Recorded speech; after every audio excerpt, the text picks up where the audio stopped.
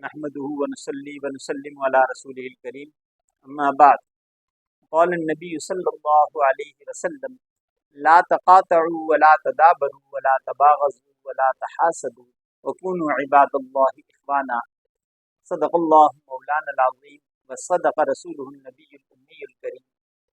معزز سامعین کرام، پیارے آقا صلی اللہ علیہ وسلم کا ایک ارشاد، آپ صلی اللہ علیہ وسلم ارشاد فرماتے ہیں لا تقاطعوا، آپس میں قطع تعلق نہ کرو، ولا تدابرو، نہ آپس میں ایک دوسرے کے درپے ہو، ولا تباغضوا، نہ ایک دوسرے سے بغض رکھو، ولا تحاسدوا، نہ ایک دوسرے سے حسد کرو، وکونوا عباد اللہ اخوانا، اور آپس میں اللہ کے بندوں بھائی بھائی ہو جاؤ۔ چار چیزوں سے منع فرمایا اور ایک چیز کا حکم دیا۔ لا تقاطعوا فرمایا آپس میں قطع تعلق نہ کرو۔ قطع تعلق چاہے وہ خاندانی اعتبار سے ہو، خونی رشتوں میں ہو، دوست احباب میں ہو، اپنے اہل تعلق میں ہو، اہل محلہ میں ہو، ہر طرح کے قطع تعلق سے منع فرمایا۔ خاندانی تعلق سے منع کرنا وہ اس لیے تھا کہ کہیں قطع رحمی نہ ہو جائے، صلہ رحمی کا حکم دیا گیا ہے۔ صلہ رحمی کہتے ہیں آپس میں خونی رشتہ داروں میں ایک دوسرے سے احسان کرنا، اچھا تعلق رکھنا، اور قطع رحمی کہ اپنے خونی رشتہ داروں سے بالکل قطع تعلق کر لینا۔ آج کے دور میں یہ چیز بہت زیادہ عام ہے، لوگ اپنے قریبی رشتہ داروں سے دور ہیں، اور اہل محلہ، اہل تعلق، دوست احباب، ان سے جب تعلق کسی بات پہ ناراضگی ہو جاتی ہے تو وہ ناراضگی سالوں چلتی ہے۔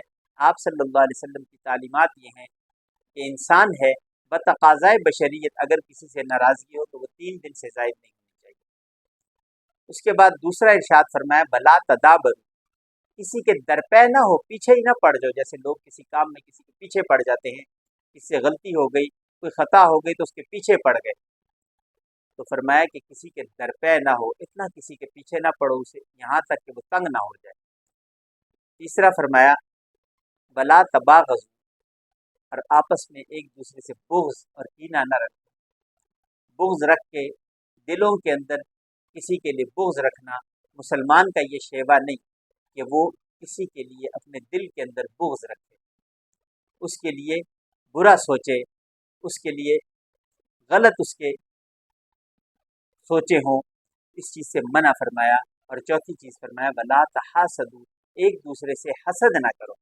حسد تقریباً تمام برائیوں کی جڑ ہے، اس لیے کہ جب حسد ہوتا ہے، حسد کہتے ہیں کسی سے جلنا، جیلسی، اسے حسد کہتے ہیں کہ کسی کے پاس کوئی چیز دیکھی تو وہ برداشت نہ کر سکنا۔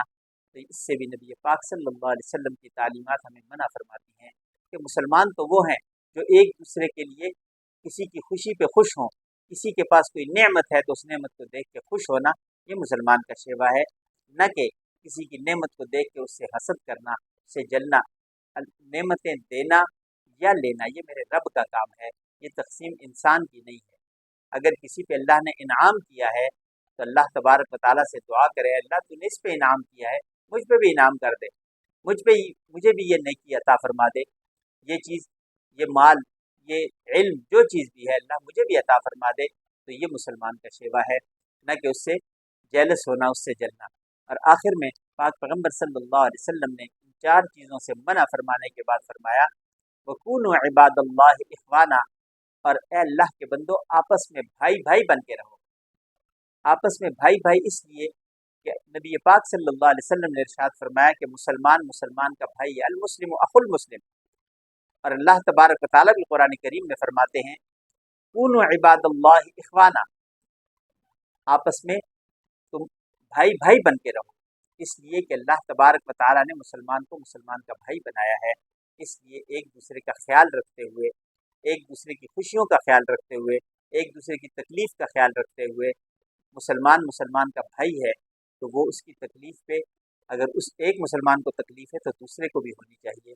اللہ تبارک و تعالی ہم سب کو بھی یہ جذبہ نصیب فرمائے اور نبی آخر الزمان صلی اللہ علیہ وسلم کی تمام تعلیمات کو اپنانے کی توفیق نصیب فرمائے۔ آخر دعوانا ان الحمد للہ رب العالمین۔